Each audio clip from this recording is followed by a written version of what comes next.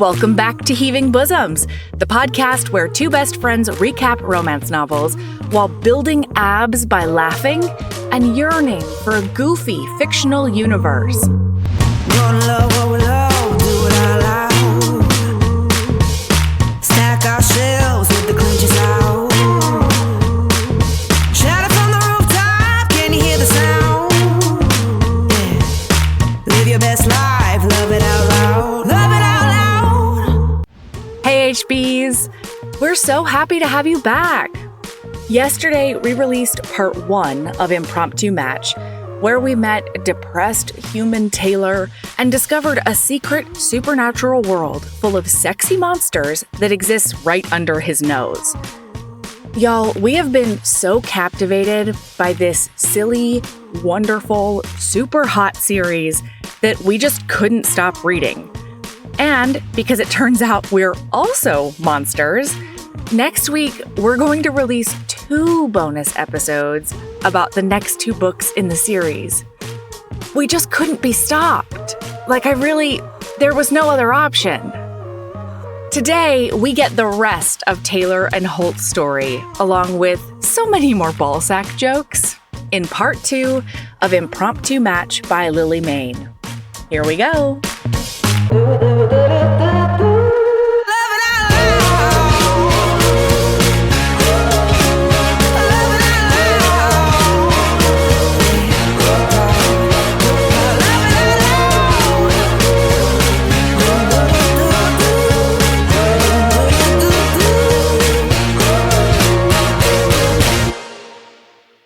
All right, so yeah, and then we do a montage where Taylor is kind of in awe because this really hot, interesting, wonderful dude is trying to make plans with him on Tuesdays, wants him to come to all the wrestling and oh my God, it's just the cutest.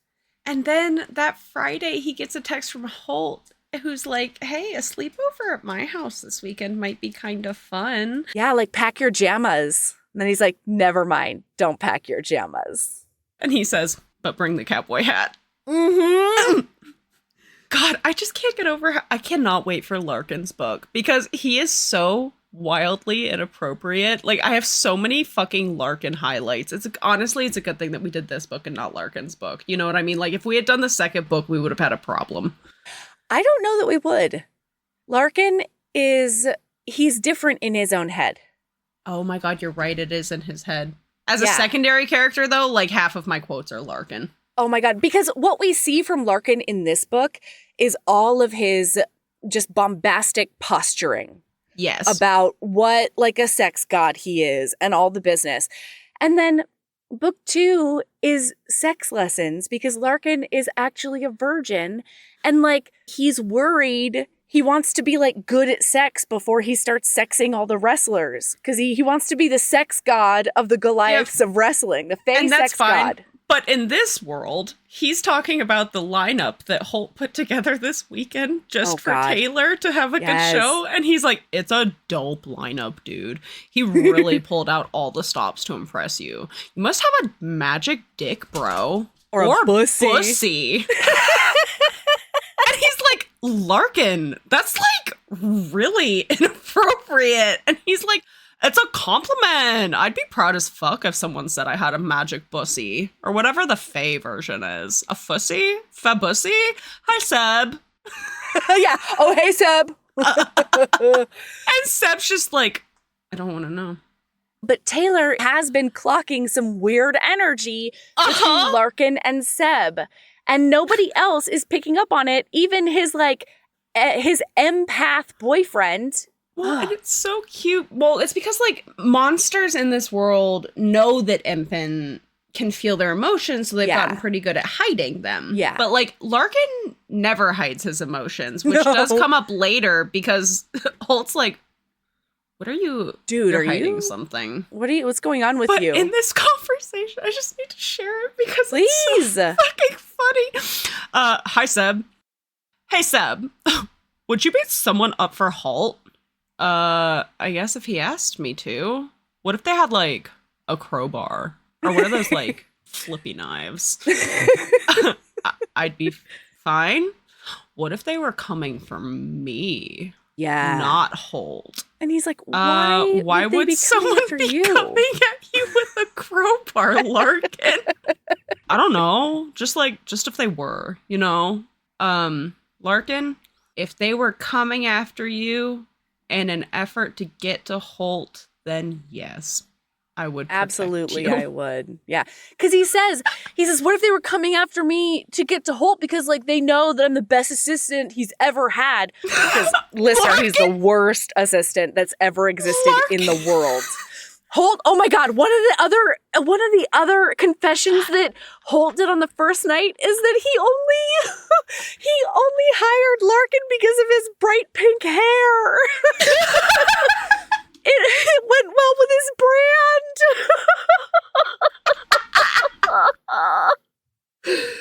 Oh my God. Perfect. So it's that night, and he gets to see Holt, and Holt had special. Okay, so Holt had special windows installed in his box. Yes. That are only half, like you can turn like the bottom half opaque. Yeah. And he sexily is like opaque. They're in the box, and they turn the glass opaque. Holt has also given Larkin the night off from here on out, and he says, "What? Because you want to fuck in the box?" And they're like, "Larkin, no, of course we will not be doing that." So then, listener, Holt is underneath that glass, and he is like about to go down on Taylor, and Taylor's like going down on him. So into it, and then he pulls that dick out, and he's hot. He's like, keep telling me your ideas that'll make me more money, because Taylor's a little genius when it actually comes to marketing, and it's not about synergy and fonts. Yes. He's in the middle of doing this, and then all of a sudden, we hear a through the microphone. Yeah, so I'm Holt's assistant. Holt's the guy who makes all this possible. And he's watching the show tonight from his private viewing box. Right up there, where he's definitely not having sex. Up there, yeah. Everyone look. And so now they're on the big screen. Appreciation. And he's up there, and and Taylor's like, zoom in on Taylor's face, and he's like, no, that's not Holt. That's Taylor. Hey, Taylor, where's Holt? He in there with you? What's he doing? Why can't we see him? What's with the privacy glass? And then Taylor's like whacking Holt on the side of the head, like, Holt, I need you to get the fuck off. And he's like sweating, and because he's mid blowjob, like, come on, and he's trying not to make weird faces. And Larkin's like, come on, Holt, and everyone's cheering. Yeah. So Holt goes to stand straight up, and Taylor's like, whoa. Everybody will know what you've been doing. Like, you gotta go over there and, like, act like you're coming in. And so he starts army crawling in his 3-piece suit. And he's like, I'm gonna act like I just walked in. I'm gonna fucking kill that kid. If this suit gets ruined, I'm taking the cost of a new one out of that little dickhead's salary. Oh my God. It's and so he good. Like, he does successfully walk in looking like he just walked in, like, oh, hello, everybody. Yeah. And then the fucking announcer is like, all right, there's the man. And then Larkin steals the microphone back. And he's like, I just want to say, fuck the man. Legalize all forms of sex work. Big box corporations are destroying the planet. Okay, man, that's enough. They should sell weed in all pharmacies. Free tests for all cyclops. Don't listen to the fat cats when they tell you to make deals with the Fae. Fight the power. And like the announcer's like, get the fuck off. The announcer's like, stage. What power? Get out of here. Oh, it's fantastic. And so they end up making out in the box, and he's texting like Larkin at the same time. Larkin because he's him. Yeah. Oh, gross, bro. We can see you. And it's just him and the dog across the arena staring at them. Okay, so now Seb is nice enough to be like, I'll close up, y'all just go home. So Taylor drives him back to his house, and this is when the cowboy hat check gets cashed. Y'all, it's on to him. Holy God. They have penis penetration sex for the first time. Taylor's bottoming. He's like straddling Holt, and Holt is leaning against the headboard.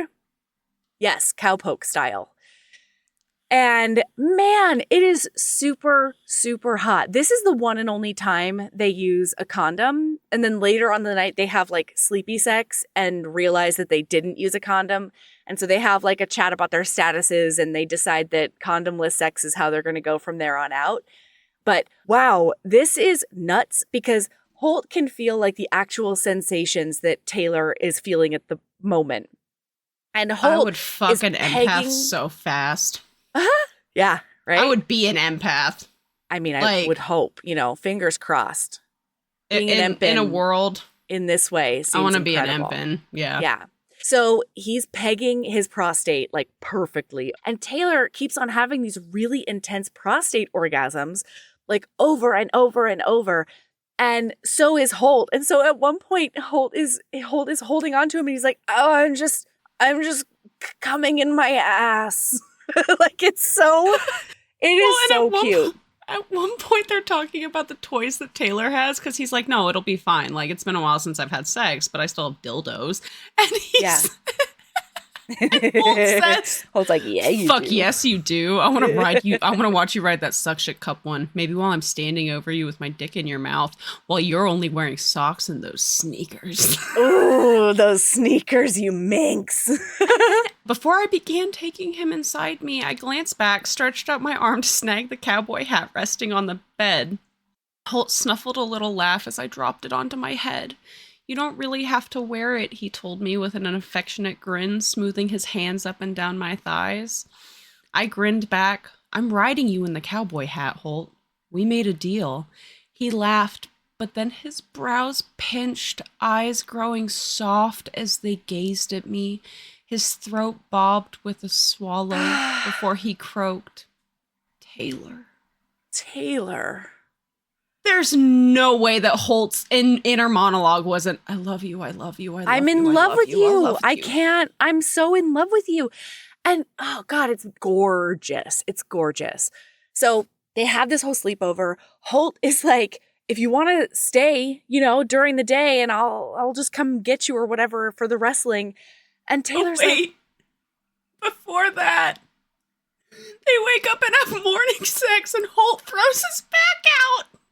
Oh my God. They do some frauding. Well, oh, wait. Okay, no. We have to back it the fuck up. I'm so sorry, Are you talking everyone. about the pretzel? Of course I am. Okay. So after this long drawn out prostate orgasm situation, Taylor has him move down on the bed so that he's lying down because he wants to ride his cock. Here. I mean, he wants to ride his cock while having access to his asshole at the same time. So he grabs Holt's legs and basically like folds him in half so that his legs are up, by his ears. And then sits on that dick. He sits on that dick and he rides it while fingering Holt's asshole at the same time. And like, obviously everybody comes like freight trains. You know what I mean? And Holt is just like, I think this is maybe when he's like, are you sure you're not like a covert super incubus or something? Like, Taylor, you're so good at sex. This is nuts. It's like, you're a freak in the sheets, and Taylor bro. still tries to be self-deprecating. He's like, oh, no, it's just because you could feel what I was feeling. And he's like, what? No, don't even start with that. And then he tries to say like one more thing. It was probably just the cowboy hat. And he just like kisses him on his hair and holds him closer. And they go back to sleep. So they had this acrobatic sex the night before. And then the next morning. And then they wake up to do a sleepy frauding session. And he says the noise that Holt made when he came this time was unlike any of the other ones. And he's like, it almost sounded like he was in pain. And then Holt goes, oh, my back. Which like, that is, okay, so like, hypothetically, if someone were to get a sex injury. In theory. Yeah. If someone were to get a sex injury, is it when they are fucking somebody while standing on one leg, leaning against the kitchen counter, the other leg is literally thrown over the other person's shoulder? For sure not. Wrapped around them with their leg basically behind their ear? No. Is it during missionary?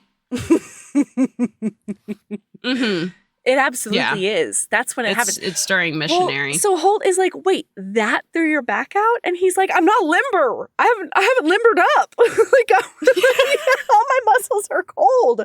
And we're back to montagey times. We get Are that we foot though, job. Sabrina? Or do we get a foot job in the hot tub?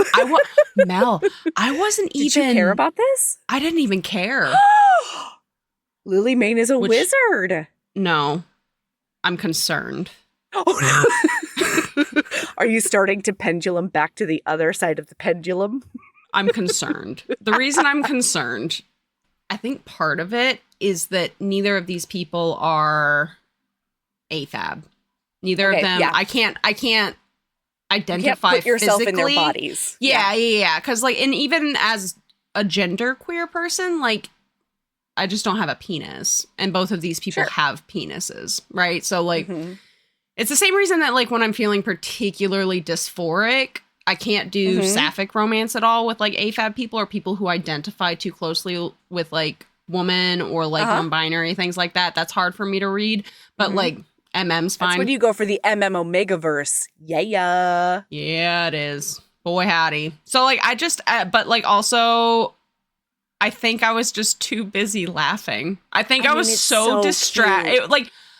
Which honestly gives me a lot of hope for Napkins. I haven't read Napkins yet, but I don't think I'm gonna have a problem because I have a similar thing with M.A. Wardell and the way that he writes. It's just so good that I don't even register. It's a foot thing, but I'm just enjoying myself so thoroughly that it can't take me out of it. Yeah, you're floating too high for it to touch you. Yeah. So we do get a hot tub, but oh my God, Mel, my biggest fear, because they do say you can retrain yourself out of things essentially, and so if you have positive reinforcement and things like that, dopamine rushes from laughing really hard with your friends every time you talk about your foot aversion. You can essentially rewire the synapses in your brain to love a foot, to want to suck a toe. Oh my God. The newest season of Love is Blind just dropped, and in the second round of episodes, there's a character who's she's a Southern lady, and she's with her two Southern, white, put together parents. And she's like, oh yeah, I'm really tense. Maybe I need a massage. And her mom says, well, you've got a new friend to give you a massage. And she goes, oh, he's not going to give me a massage. He won't even suck my toe. And her dad is like, what are you talking about? It's the best. Perfect comic relief. Perfect. Anyway, beautiful. Okay. So we go back into montagey times, and Taylor keeps on giving him these really good ideas to make the wrestling league either more efficient or open revenue streams that Holt hasn't had the bandwidth to do. He wants to do a new merch stand, and he's like, you could do, different merch. He's like, you could do pay-per-view if you did a live stream. You could figure out how to make it secure. Which is going to definitely be the premise of the third book, because the third ghoulie boy is a fucking... He's IT man. IT man. He does IT times. Yeah. Uh-huh. So he wants to do all of this, but he's thinking to himself, on the other hand, Holt obviously knows how to run a successful business, and so I don't want to overstep. And as they're in this hot tub and in the pool, they make plans to go to some thrift stores and antique stores on the weekend. And Taylor, it's so sweet because he just gets slowly built up. Naturally, organically. He gets slowly built up every time that Holt doesn't make fun of him for something. In fact, he thinks it's super sexy or super charming or whatever. And there's a line where he says I was feeling really good. And then he thinks, actually, I always felt really good around Holt. He always had this way of making me feel incredible about myself. And then he's Taylor, this is perfect because he wants to see you again multiple times. He's making plans to see you during the week and go antique shopping on the weekend. After we are done recording, Melody, I have a thing I need to share with you. Okay. All right. Don't let me forget. Write it down. I am writing it down right now. I hope you don't mind because I have to cut a callus off of my foot while you're talking. That has to happen. I mean, we're going to have some issues if you shove that foot right up on that webcam. Are you sure? I was going to like put it down here on the desk so that you had like a perfect view. This is not a hot tub with Holt and I have limit. I still have boundaries. Okay, Melody. All right, so I can pee in front of you. I cannot cut calluses off within your view. You can shit in front of me, but I have no interest. I don't even care if you do it while I'm in the same room as you. It's just there's something personal about taking the webcam and putting it on your foot while you cut a callus off. It feels a little bit too. I feel like I need to pay for that. Yeah. Too only. Okay, so they do all of that, and then we're going to jump to that weekend when once again, Holt is wearing the tightest leather pants a person could wear. Oh. And he's got his hair like Mafia. up in a top knot. And he has his pink faux fur jacket on. I'm pretty sure it's like a cropped jacket too. Like in my mind, that's like, what it is. It is 10,000%. Like when you think of like, I'm thinking like mid 2000s Paris Hilton, white chicks, like that whole jacket vibe. That's what we're talking about right here. Yeah. And so Taylor, okay, so ever since there's been a through line that ever since he saw that cackling granny turn into a lizard, that there is for sure an old granny lizard mafia, I think is what he calls it. Old lady lizard mafia. Yeah. And so they've said like, oh yeah, Ethel is like the best and she's a party animal and like she'll throw them back or whatever. And as they're going through, they're like holding hands on the street, going from, store to store. They go into a thrift store that has a secret supernatural back room. Mm-hmm. And when they get up there, the werewolf sitting there is like, oh, hey, does Big E know that you're bringing him? And Holt is like, oh, no, this is Taylor. He's a regular at Goliaths and like, he's my boyfriend. Cool. So like, he's cool. He's my boyfriend. And Taylor, all of his sphincters clench. And he's like, oh my God. Like there's a ringing in his ears that he can't like hear anything else. Everything else is going around him. Mm-hmm. And they go in there and shut the door. And then Holt goes, oh my God, Taylor, should I not have said that? I just like you so much and we're spending so much time together. And I just thought. And Taylor's like, no. I haven't hired any strippers since I met you. Oh my God, I haven't hired any strippers since I met you. It's so funny. And Taylor's like, no. And then he's like, wait, that didn't illuminate anything for him. I gotta try to use my big boy words. So he's like, well, no, I really like you too. And like, yeah, I would love to be your boyfriend. And then they kiss. And then through the door they hear, that was really sweet, you two.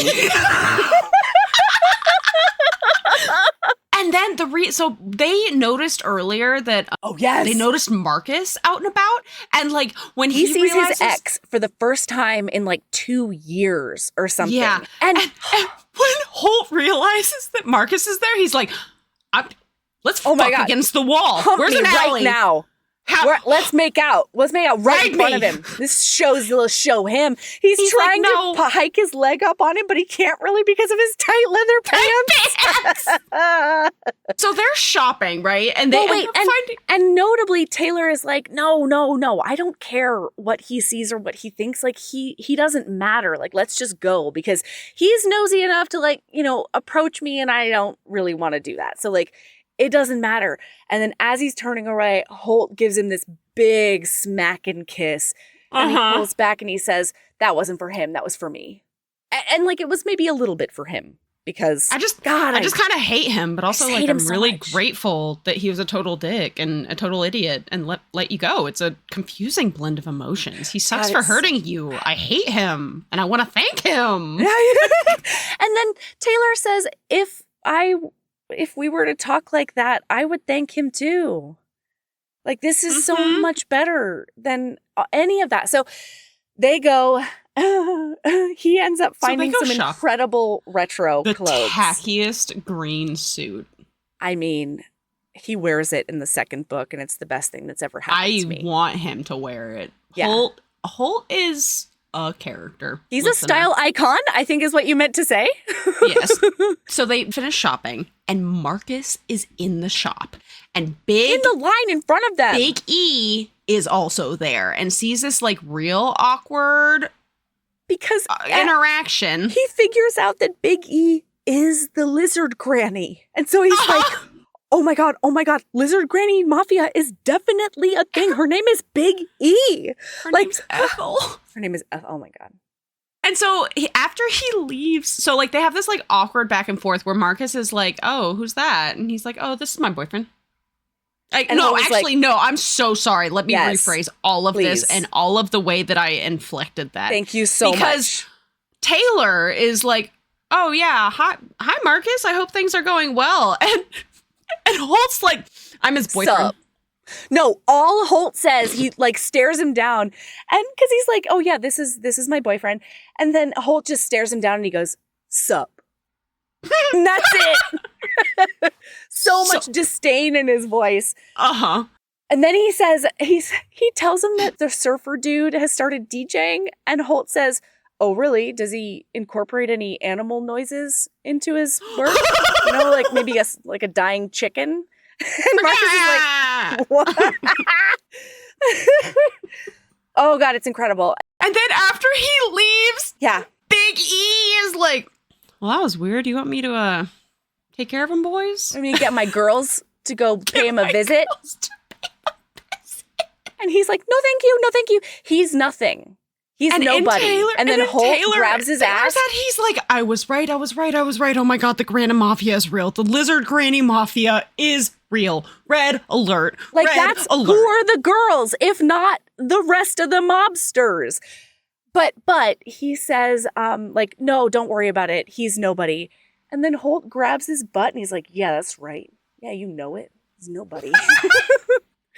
And then they've already made plans to go to the grocery store and get ice cream and go back to Taylor's house. They're going to do a little foreplay that Holt has not disclosed to him yet.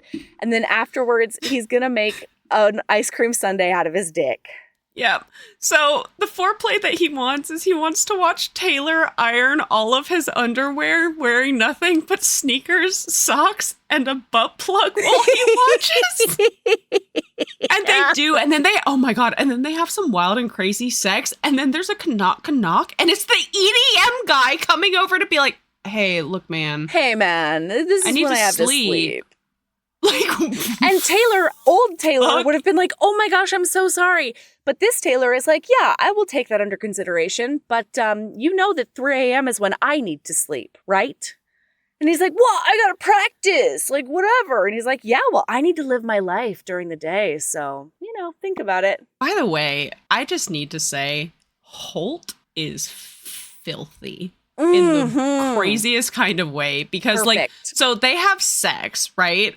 And he's like, man, we don't have time for a nap and a dick sundae. And I am suddenly very, very hungry, Mr. Hugh. And Taylor's like, okay, well, let me go wipe off. And Holt is like, no. Don't. I like sweet and salty. Sir, this cum kink. There's a lot going on in this book. We forgot to tell listener. This is not even the beginning. Earlier, there's lots of cum feeding. Wow. So Holt comes on his stomach and then he just says, feed it to me, babe. And Taylor's like, what? He's like, lick my cum up and feed it to me. I want it. And Taylor's like, oh, okay, I can do that. Yeah, and it's great. And then that just becomes the protocol. Anytime anybody comes on their stomach. There's a scene that we don't get to see directly on page, and I would pay good money for this excerpt of Holt trying out ball tassels for Taylor. Yeah. And this leading to a blowjob for Holt. And, I would pay money for the ball tassel scene. I mean, yeah. And then the like, one of the most beautiful things about this book, and in general, Lily Mayne is really good at this, where it's show, don't tell kind of thing, where you see the character development as they, like, grow more comfortable and, like, they learn to love themselves and, like, they're confident and start to truly believe it's not lip service. Yes, absolutely. Because at one point, they're having sex and he is thinking to himself and he says, that foreign sense of jubilant power was renewed as I took him in, a shivering, fucked out mess on the bed. I'd done that. Yeah. I could make this beautiful creature feel like this. I wanted to make him feel like this all the time for as long as he'd let me. Oh, it's so cute. And then afterwards, Holt is looking at him and he says, you're a perfect human. If there is such a thing, you're amazing. And Taylor says, I'm not. Yes, you are, Taylor. You're amazing. Just trust me. You're perfect for me, Taylor Hugh. Oh my God. Okay, so the next big thing that happens is that Holt texts Taylor the worst thing you can text an anxious person. He melodied. He melodied hard. He did not do a spoiler of a book this time. Instead, he said, hey, babe. No, I was thinking about the time that you texted me before to ask me about joining the podcast when you said, hey, do you have time to talk on your lunch break? Do you have time to chat later? Do you have time That's to talk literally what Holt says. He's like, hey, babe, after work, can you come down? I have something I want to talk to you about. And Taylor is like, of course. Yeah, totally. And he can't stop thinking about it for the rest of the day. Oh, yeah. So when he goes down there, Seb is like, oh, he had to run and like talk to a security, whatever. And one of his friends is around. So, you know, you might see a dude you don't know. But yeah, go wait in his office. And then Taylor goes into the office and there is a dude. I forgot all about Axel. Yeah. So there's a dude sitting at the desk and he figures out that it's Axel back from his cruise. And Taylor immediately panics. And he's like, wait, no, he wouldn't want me to forget everything still, right? Like, is this what he wants to talk to me about? Like, does he want me to forget him? Does he not know how I feel about him? He's spiraling immediately. And so when he comes in, he can feel this radiating off of Taylor. He asks Axel to leave so they can talk about something privately. And then he immediately hits his knees and like grabs his hands. And he's like, babe, what's going on? Did something happen at work? Like, what's happening? And he's like kissing his knuckles. Taylor felt comfortable enough and trusts Holt enough to be honest. He says, I don't want to fake it with him. Yeah. And so he just says, I don't know. I saw Axel here and you wanted to talk to me about something. And I freaked out and I didn't know. I just didn't know. And Holt doesn't understand for a second. And then he's like, oh God, no, Taylor, I would never want you to forget about me. Like, that's the worst thing I can think of. Imagine anything worse than making you forget all of this. I don't want you to forget me, Taylor. Yes. And so Holt pulls him up and they do this big hug and Taylor's like shaking and apologizing and being like, I'm sorry. That was me. That was my brain. And Holt is like, no, like I should have put it together. Like I could have given you a warning. Turns out, yeah, the reason that he asked Taylor down there is he wants to offer Taylor a job as his new marketing manager. His new marketing director. Thank you very much. Woo! And he says, I don't care what salary they're giving you. Ask for fucking anything and I will pay it. Like, you're brilliant and you need to be doing a job you love. He's already got a neon guy. Oh my God, he's making a sign. I've got my neon guy working on a sign for your office. I'm getting your office ready. And Taylor's like, what? Yes, absolutely. This is incredible. And then the most epic series of events happens. We zippy zap. Taylor wakes up and he's snuggling in his bed with Holt. Holt is naked. He is smeared with yellow frosting. His dick. His dick is covered in yellow frosting. And he's blacked out again because they were celebrating with champagne the night before. I just have a couple of quotes for you. Please. He walks into the bathroom first, and there is a gigantic penis drawn on the mirror in lipstick. And he's like, I don't own lipstick. Where did we get lipstick? Which, listener, if you have not had an experience like this in your early 20s, don't do it now. You will Please regret don't. it. But it is so fucking funny. Yeah. The morning after a night like this, This is like the rogue tampon night. when I left the bedroom, I stopped dead at the sight of a tangle of muscular limbs on my couch, a round butt in a tight, short leather skirt. Gabe was passed out on top of Biff on my couch. Oh, good Lord.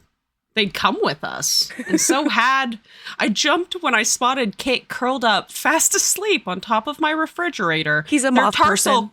Their tarsal claws twitching like the paws of a dreaming dog, and their big moth wings folded tightly around them. Vince. I've been a Vince. Vince was stretched out on the floor between the kitchen counters, a champagne bottle still clasped to his chest. And for some reason, he was only dressed in a towel. Again. A pair of hairy goat legs were sticking out from under my dining table. Mm-hmm. And then I almost screamed when I noticed the severed head resting in a bowl half filled with popcorn. Oh, God, it's beautiful. Dan's body, by the way, is over in a corner hugging a gigantic blow-up penis. So one of his memories that he has towards the end, at some point in the night, turns out they all went to a drag bar for karaoke night. He has a memory of toasting champagne and then saying, "We don't need extra glasses, just pour the vodka in the champagne," which is the drunkest thing I've ever heard in my entire fucking life. It's drunk o'clock. And guess what? Been there. Happy New Year's, bitches. Yeah. Where you're like, it's fine. I have like half a glass of champagne. It's the best idea. You gonna take a shot? It's Just put in the efficient. champagne. Yeah. It's all going in the same place. It's all going in. It's all going to go out. Just put it in the glass. It's fine. Then they're like, everyone, when they were drunk, because they're all in their human form, everyone was like cackling so fucking, staring at their human fingers and their human skin. They're like, you don't have wings, you fucking loser. Well, you don't have a fucking tail. Yeah. Like, it's so fucking real. And then he starts making coffee for everybody. And everyone's started waking up, and then he hears snuffling and grunting coming from the popcorn bowl. And he goes over, and Dullahan Dan's like, "Hey, buddy." Oh, actually, no, I'm so sorry. Dullahan Dan instead says, "Morning, handsome." Morning. He winked at me as I stared down into the bowl with wide eyes. "Would you be so kind as to take me over to the rest of me?" And then as he's carrying the popcorn bowl... He goes to grab his head, and then he's like, nope. So I grabbed the popcorn bowl. But then as he's carrying the head over, he hears noises again, and Dan, with his head, is sticking his tongue out to get popcorn. To eat Just popcorn. Yep. Yeah. Relatable content. And then Holt, get ready for this, Holt appeared, sleep rumpled and stark naked with an adorably disgruntled expression on his tired face. And then he took one look at the wrestlers all staring back at him naked and slammed the door again. "Boss man has a nice dick," Gabe says, sounding impressed. And then Biff grunted and muttered, "Lopsided nuts, though." Well, and notably, he pulls Gabe closer to him and is kind of doing it in a I've got better balls. You know what I mean? It's so God. good. So we find out that Holt is so everyone's fucking hungover. There's no way these kids aren't still drunk, but they're all headed to work. Yeah, and the plan is that Taylor is going to quit today. And at first he was like, I should put in my 2 weeks. And Holt is like, what? No, don't do that. You don't actually have to do that. Taylor's like, oh, okay, all right, yeah. And so when he goes to work, he walks in. He has and zero memory. None. But he realizes that, like, he goes straight to the break room to make some coffee. And then he looks over. Hang on. We have to set the scene for this real quick. Okay. I'm so sorry. They are driving there and they're like, we didn't do anything in the office last night, right? Like, fart in someone's office again or anything like that? And the Holt's like, no, I don't think so. Ding.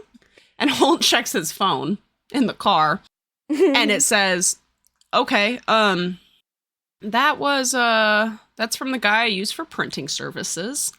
Yeah. He said, just finished putting up the decal in the hut sec break room like you asked. I'll invoice you for the rush job. You're a weird fucker, Holt. And he's like, oh my God, what the hell? And then memories start coming in, like Larkin wanting to throw a firing shit bomb inside of the room. I have to, I'm reading You have the quote? Out loud, yeah. Okay. Because somebody comes out of the bathroom and they're like, okay, so then he says, I almost choked as a memory hit. Oh my God, did Larkin take a poop up there? What? Holt squawked. I gulped. We started joking about going up there and I trailed off as I recalled Larkin emerging from the bathroom, gingerly holding out a scrunched up paper bag. Okay, bros. He's given us a firm nod. Ready, let's do this. And then Holt says, what is that? Larkin's like, bag of poop. Larkin said it as if it were obvious. For the flaming bag of poop. That's the thing you do to prank people, right? No one's even in there, I'd said in mild horror while Holt barked, no one asked you. Holt barked, no one asked you to shit in a fucking bag, Larkin. What do I do with it then? Go and flush it, Larkin. This is one of the times I was just losing my mind. Like, y'all, listen, at the end of this book just doesn't stop. I couldn't even explain it to people when they were asking me what I was laughing about. And then this is the best. So this is one of the funniest. This is the way that Lily Mayne writes drunk people being drunk people and thinking back is so perfect because he gets upstairs. And he walks into the break room because he's the first one there. They're there early, and he walks into the break room and he doesn't see anything at first except a pyramid of empty almond milk containers, which that's a whole through line. But the point of it is he's staring at it, but they had to all be empty because the sink was filled to the brim with an off-white milky liquid. Oh my God. Had we really stood in here pouring carton after carton of milk into the sink? Why? How is that funny? And how the hell had we even gotten our hands on that much almond milk? And like, I have never felt more drunk seen in my life. Because you're like, you do that when you're that drunk. You like look at it and you're like, where did I get it? No idea. I have the credit card charge to prove it though. And you're like, I don't know why that was funny though. Like, but it was legendarily funny at the time.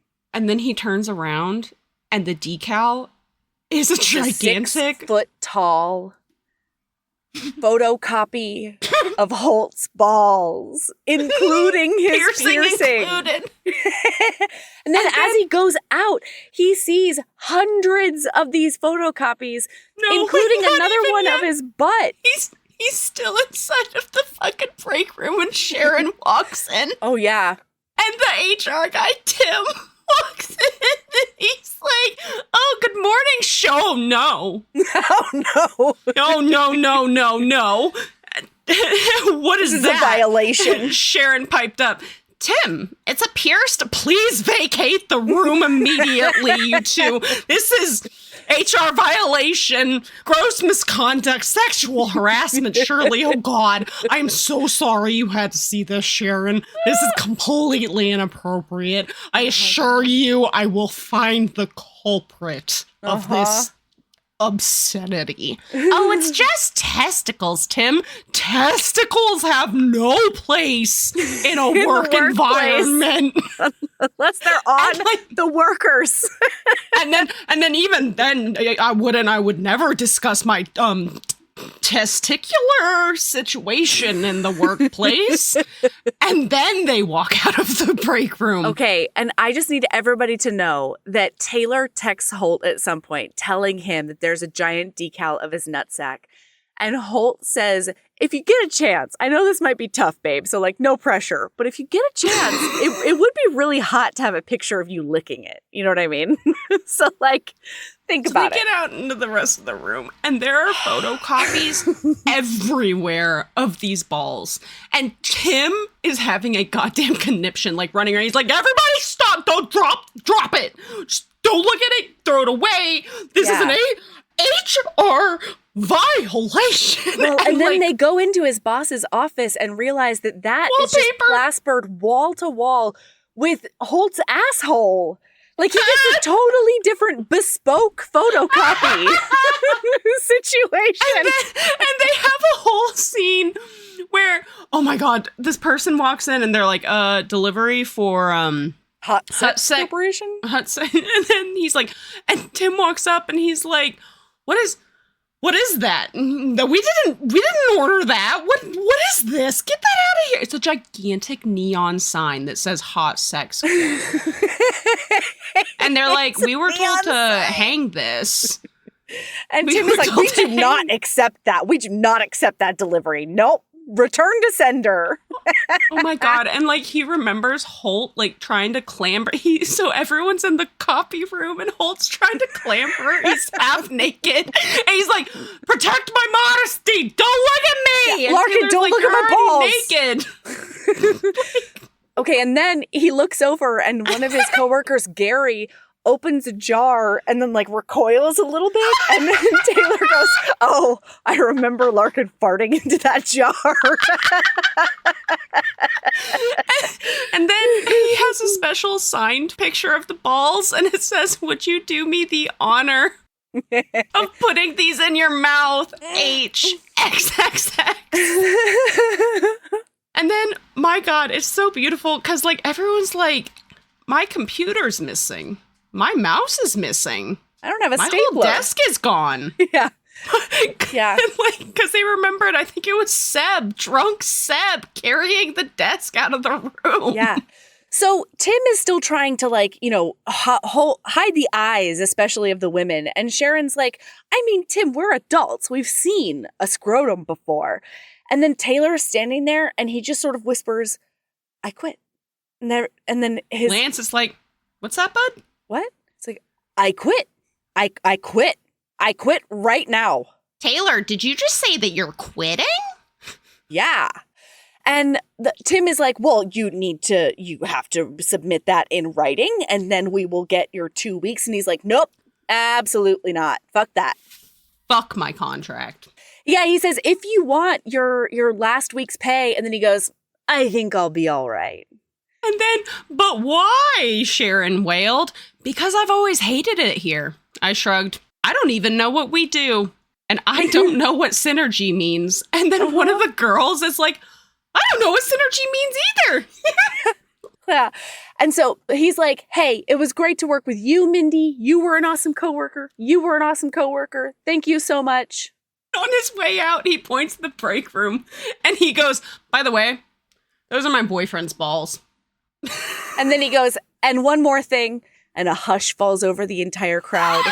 And it says he lets out the loudest, flappiest fart that then turns into a squeak at the end. Almost perplexingly long. And then I waved and opened the door. See ya. Okay. And so now he is liberation horny. Okay? Oh my God. He gets downstairs and he walks up to Holt and he's like, I need to fuck you. Right now. Right now. And Holt's like, well, yeah, we can do that. Yeah. Let's go. So they throw Larkin and Seb out. They're like, you might want to get somewhere far away from here. And they can just see the boner protruding from Taylor's pants. And they're both like, whoa. Larkin's like, ew, dude. Oh, bro. And he leaves. Gross. And so he's like, take off your pants and you kneel on that couch right now. You're going to come all over this couch. And Holt is like, I mean, I did just reupholster it from when we got ice cream all over it. And so Taylor, oh my God, this was the best. He goes over and he looks in the drawers and it says he grabs like the lube and the fleshlight. He said, I don't even know what I wanted to do with the fleshlight, but my brain was set on dicks and dicks were all I could think about. So he grabs the fleshlight, takes it over there, puts it in between the couch cushions, and he's like, you come in that is what you're going to do. Mm-hmm. He's like, you don't want to reupholster? Then don't come on the couch. Yeah. Yeah. It's great. And they live happily ever after? ? Oh, no. So then he's like, you're going to take the week off. You're going to spend the time getting pampered at my house. We're going to have all the sex we can possibly have. And then next week you can start. It's your first day. They throw a pool party. Holt got him a cock sleeve just for his office. Yep. Because that's important. Uh-huh. I already got you a fleshlight for your office. And so they get into this rhythm. Like a month into the job, Taylor has already revolutionized the merch stand and he's got so many more ideas on the docket. And then one of the days, Holt is like, hey, do you mind staying after a little bit longer? And Taylor's like, no, not at all.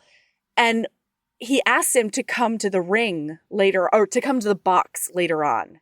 And Taylor's like, okay, this is weird. Because Holt tells him, I have one more secret to tell you. It's a secret you don't know yet. And Taylor's like, oh my God, what in the world could this possibly be? We told each other everything. And he's nervous. So he goes into the box and Holt turns the glass from opaque to clear so that Taylor can see the ring. And in the ring, spelled out in sunflowers, because that's his favorite flower, is H Hearts T. And he looks at Holt and he's like, Holt?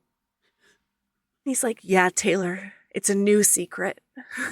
I love you.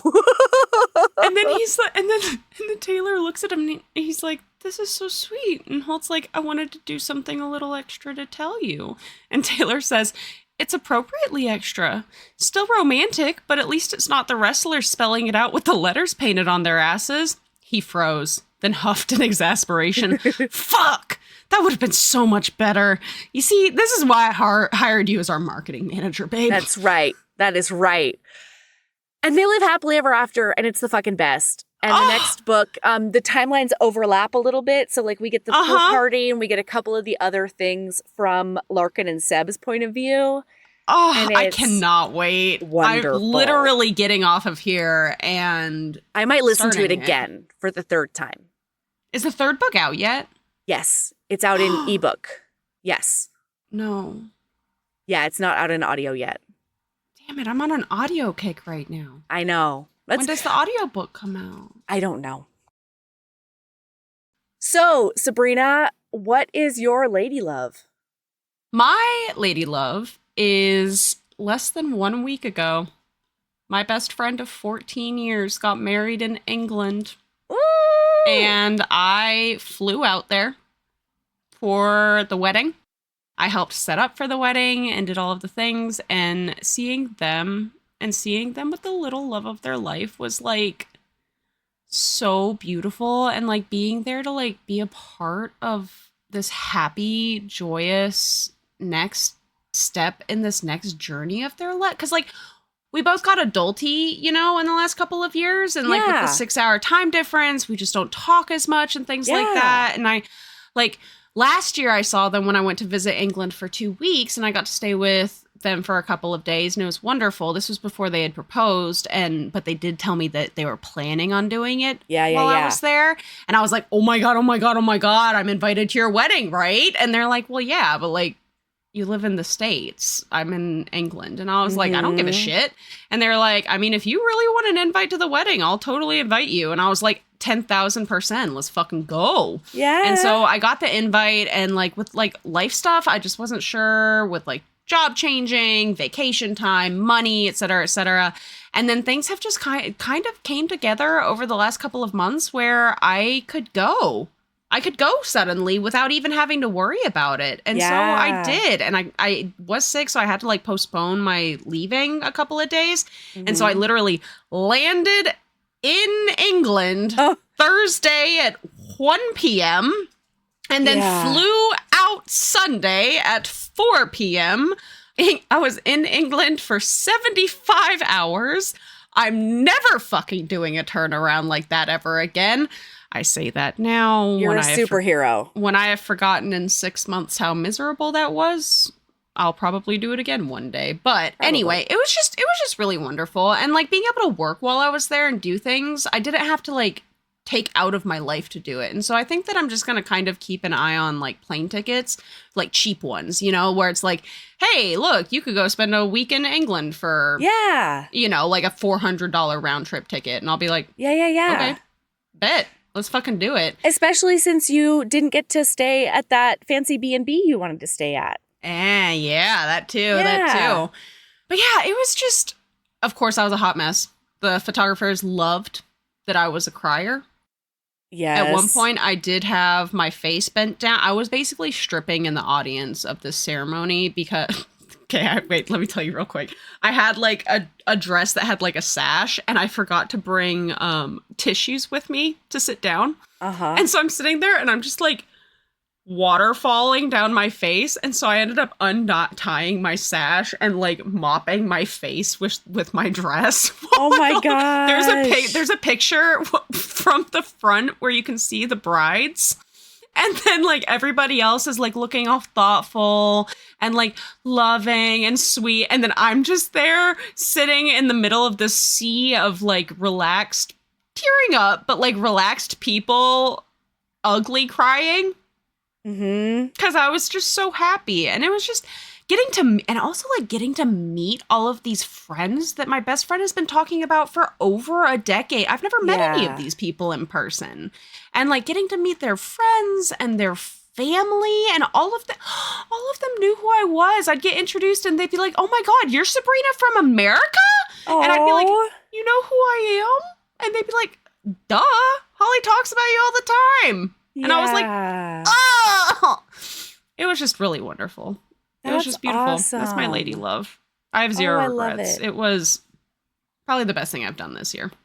Yay. And that includes, like, I've done a lot of cool things this year. And, like, that's probably the highlight. I love it. What's your lady love, Mel? My lady love is taking Valor to her first movie in the theater and Ember to his second movie in the theater on our trip. Because, listener, I did take my two kids upstate to visit my brother, and I was, you know, like I was single parenting around people I trust, you know what I mean? But there were times during the baby's nap time we needed to be out of the house, and I was grasping at straws for something to do, like just to kill some hours. And so one of the days I took them to see The Wild Robot, and I had no knowledge of this at all before this. But it's this movie about this like service robot that gets waylaid in a storm and ends up on this uninhabited island. And so it tries to service all of the animals, and the animals hate it and are terrified of it. And it ends, after a while, it like goes into learning mode for like seasons and seasons, and finally ends up being able to communicate with the animals. And then it gets a lone gosling egg, a goose egg. And that is its next job. Like it has to get this gosling from egg to like flying and going on their migration. So also, Valor she was sitting up in the front of the seat and like, you know, ramrod straight. And I was like, that can't be comfortable. Valor, sit back. And she goes, "Oh no, Mom, I cannot. This seat will eat me." And I was like, what? Oh. Because apparently, like, she's just the right size, so if she puts her booty back all the way, the seat just closes. So I'm watching this movie that is essentially a heartwarming, devastating tale about found family and parenting, okay? And like, raising your little gosling up only to watch it leave you. I would have been crying like a baby. And I'm doing it. I was like, Valor, come sit on my lap for the movie if that's the case. Like, you're not going to be comfortable over there. So she was sitting on my lap the whole time. And then I had my arm around Ember the whole time. And I was just sobbing. Like, and there were a few times when like Valor got worried about me and she would turn around and be like, Mom, it is okay. Mom. And she'd pat my face and be like, Mom, it is okay. It will be fine. I'm like, I know. It's just really sweet. And it was hard. It's a rough movie to watch when you're like in the throes of parenting, you know?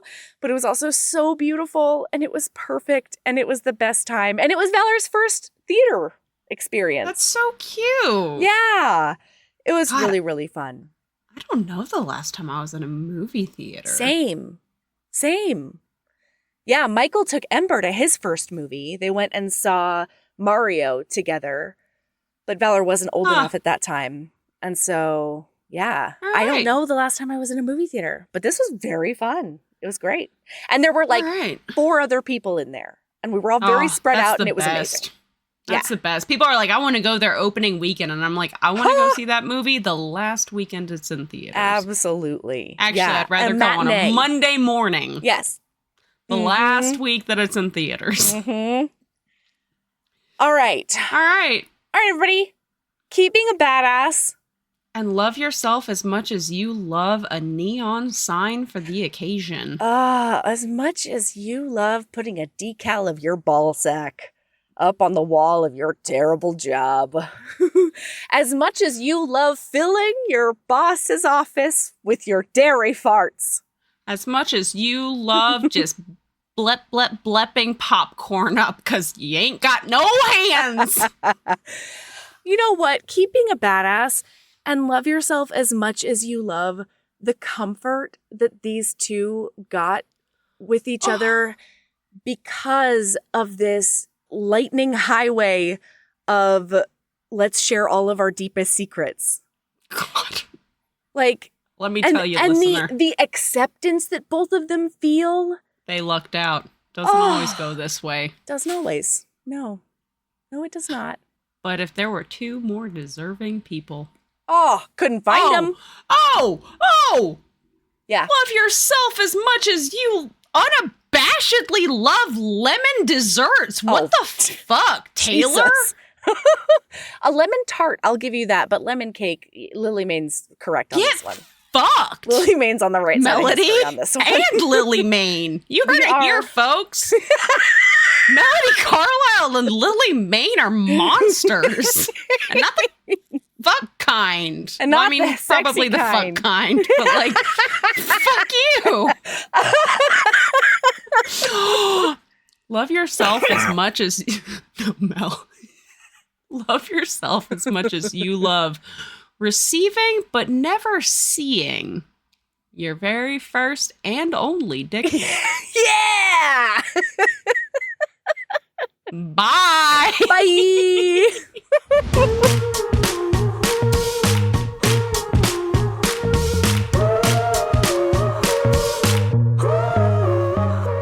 Thank you for hanging with us.